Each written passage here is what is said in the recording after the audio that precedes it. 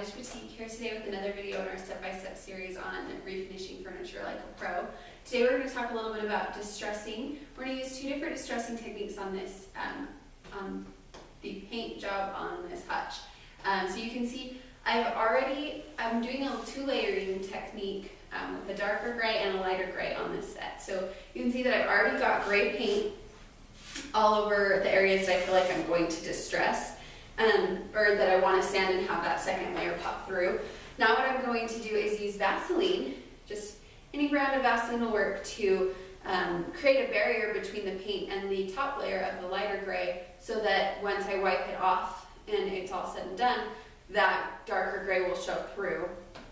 And then on top of that, we're also going to sand in a few areas to get a really nice multi-layered effect on this set. So what we're going to do is just take a little bit of Vaseline in your finger. I've got just a tiny bit, and we're just going to wipe it on areas that we want that dark gray to show through. And I just do it kind of in a random way, just kind of whatever I feel like is going to work good, and I kind of rub it in because I don't want it to look too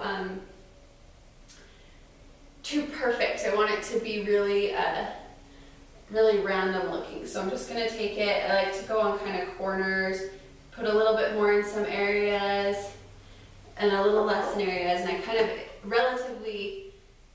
I'm really putting on a fairly thin layer of Vaseline.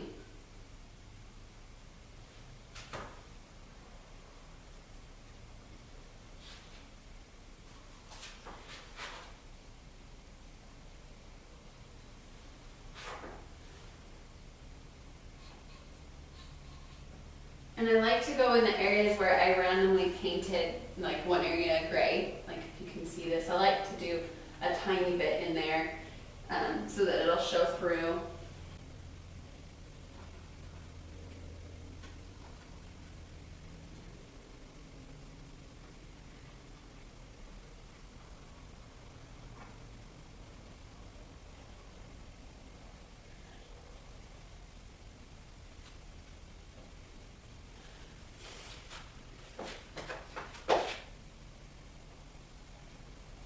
I don't know how much you can tell, but this is really random for me. I don't have much of I try to just get a fairly even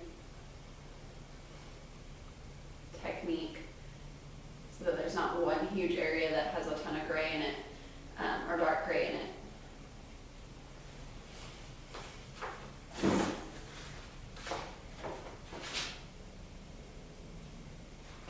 And as you can tell, these are my painting clothes, because I'm pretty much wearing them in every video that involves paint.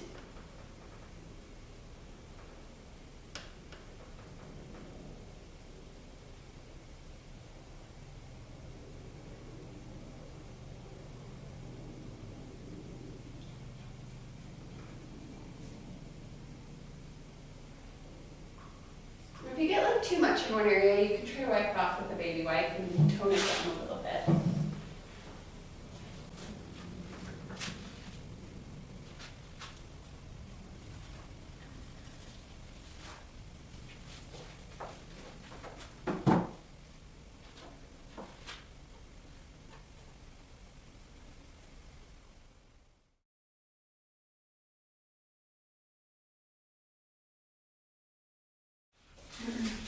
Okay, so we finished our last coat, and so we have 3 coats on here total.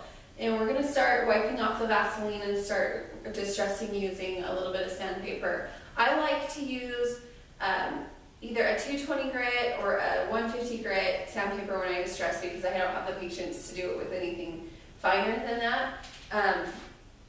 So we're going to get started on that. Okay, so we are going to start taking off the Vaseline.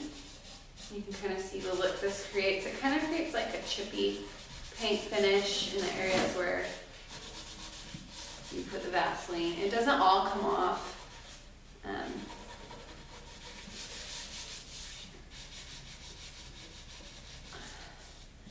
And you'll kind of see, like, notice that the paint is a little bit bumpy in the areas where it didn't come off, but the Vaseline was still there. So I just like to go over it with either 320, 150, or 220 sandpaper. Just whatever I have, really. Just gonna quickly even it out. And I notice the sanding kind of takes some of the extra little bits off that didn't come off.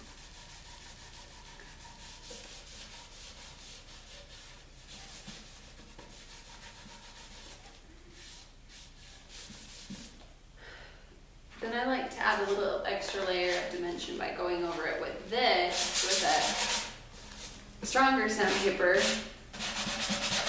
in some areas and getting all the way down to the wood. And I kind of like to focus on the areas that are already chipping and get a little bit more texture going on there.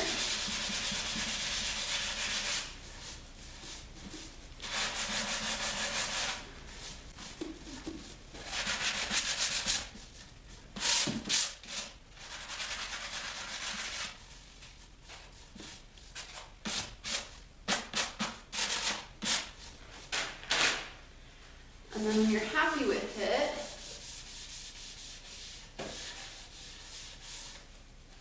just wipe it off, and then you can put it in the piece. Tear this paper off.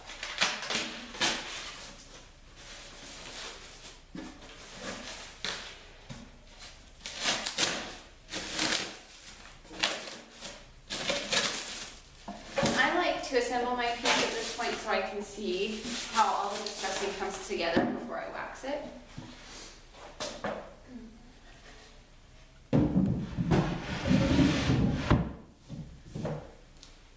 You can see how I have two drawers in now, and you can kind of just see how like chippy and distressed and antique they look at this point. So I'm going to finish it up and then we'll start waxing.